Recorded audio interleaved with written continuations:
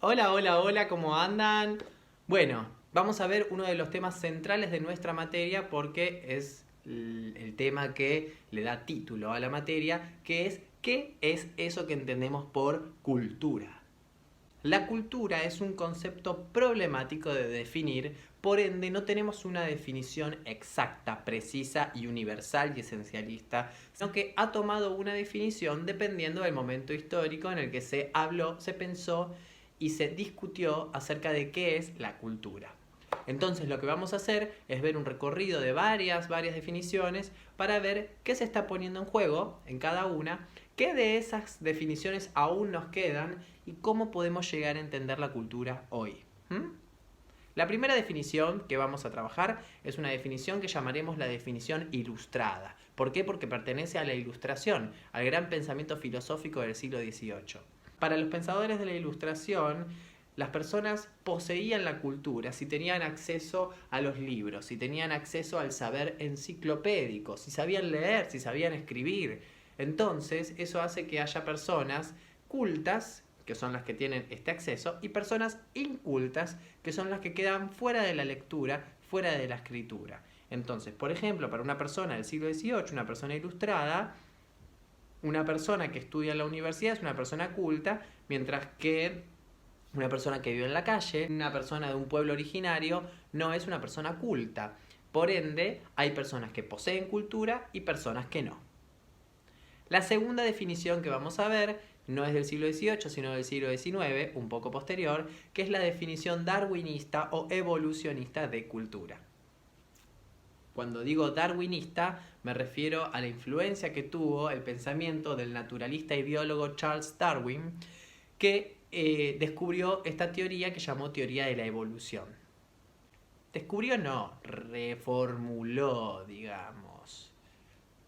Lo que decía la teoría de la evolución era que había seres más aptos y menos aptos. Los más aptos eran los que podían adaptarse a las variaciones del ambiente y sobrevivir. Eran los seres más fuertes. Mientras que había otros que no estaban tan aptos, que no podían sobrevivir y que debían morir. Esos eran los seres inferiores o menos aptos, menos capaces o más débiles. Esta teoría biológica le sirvió al pensamiento social para establecer una nueva definición de cultura.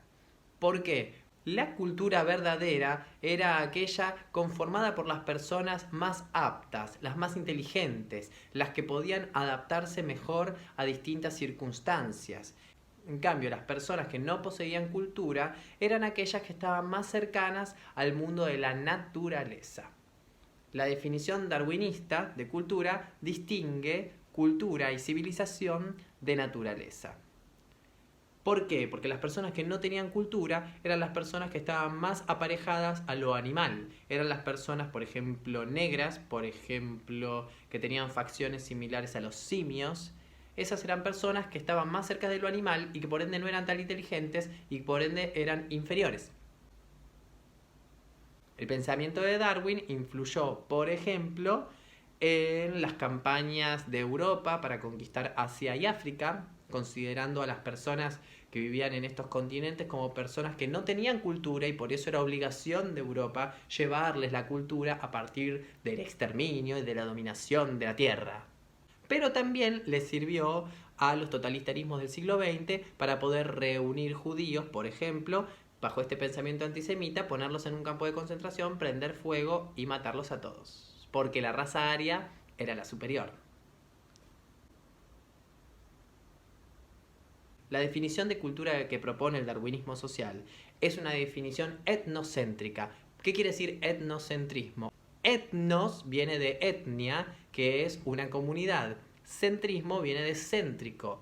El etnocentrismo es la corriente que considera que existen etnias superiores a otras, que hablan de las otras etnias desde la mirada de la propia y que las consideran inferiores.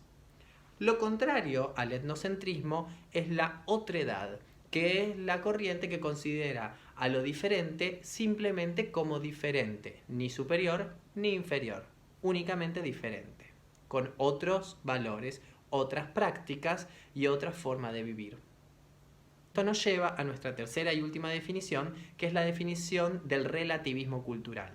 El relativismo cultural dice que no existen culturas ni mejores, ni peores, ni superiores, ni inferiores, sino que existen tantas culturas como comunidades haya, y todas tienen sus características propias. Esto hace que no existan personas sin cultura, sino que todos poseen una cultura. Para la definición ilustrada, la cultura es una condición excluyente. Hay quienes la poseen y hay quienes no. Para el darwinismo social pasaba lo mismo. Hay personas que tenían cultura y personas que no. Bueno, para el relativismo cultural no es así. Todas las personas tienen cultura porque la cultura es una construcción antropológica. ¿Qué quiere decir esto? Que es propia del ser humano, que todo ser humano es productor de cultura.